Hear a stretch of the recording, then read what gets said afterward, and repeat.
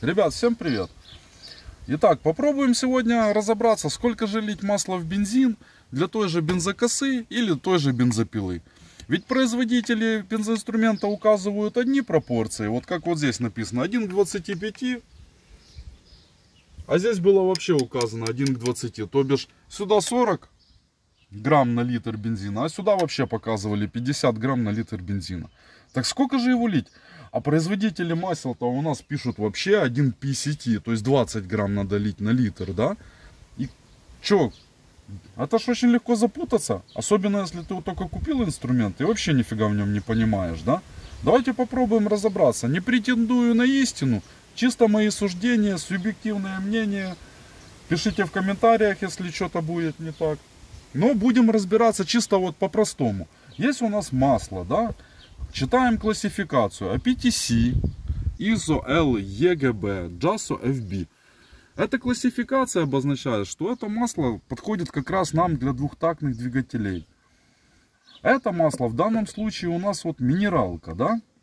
Кстати, вот теоретически, чисто субъективное мнение, но вот производители указывают вот бензокос, бензопил, именно пропорции для минерального масла, потому что они не знают, какое вы купите. Минеральное, полусинтетику двухтактное или синтетику двухтактное. Отталкиваются от минералки, потому что оно самое простое. Но его и лить нужно будет больше всего, потому что у него нету никаких особых мощных присадок, нету никаких специальных компонентов. Просто минералка, которая достаточно зольная, которая даже при хорошо отрегулированном карбюраторе будет все равно вам дымить, как вы не стараетесь.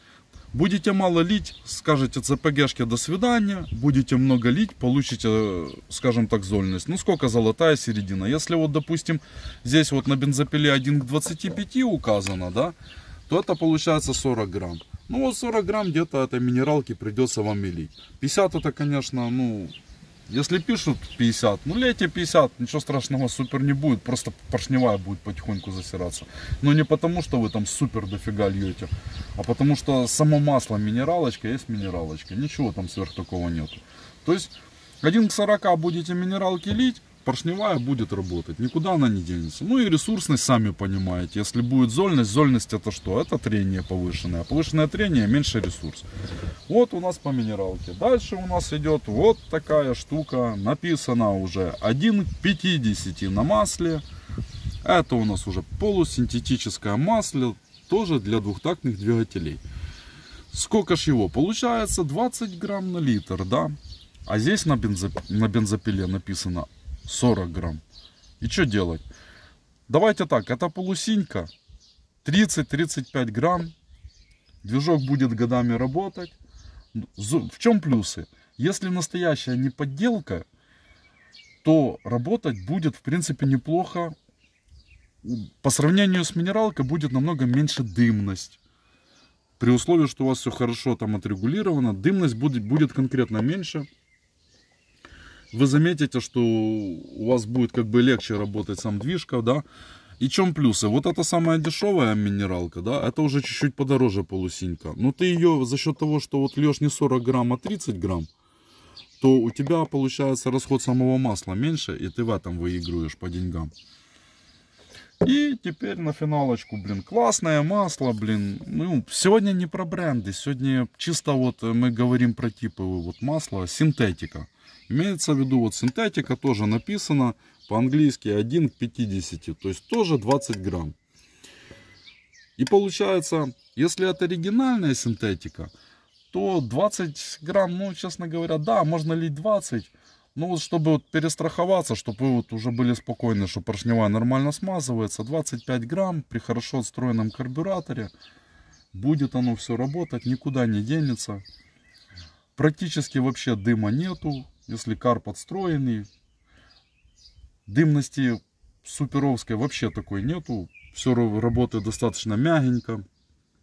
Есть уже присадочки, по-любому есть присадочки. Достаточно малозольная, очень хорошо выгорает. И смазывает. Вот я разбирал поршневую, поверьте на слово. После синтетики разбираешь поршневую, оно тоже вот все в масле, все чистенько, супер нагара нету, супер какого-то чего-то такого. И получается что?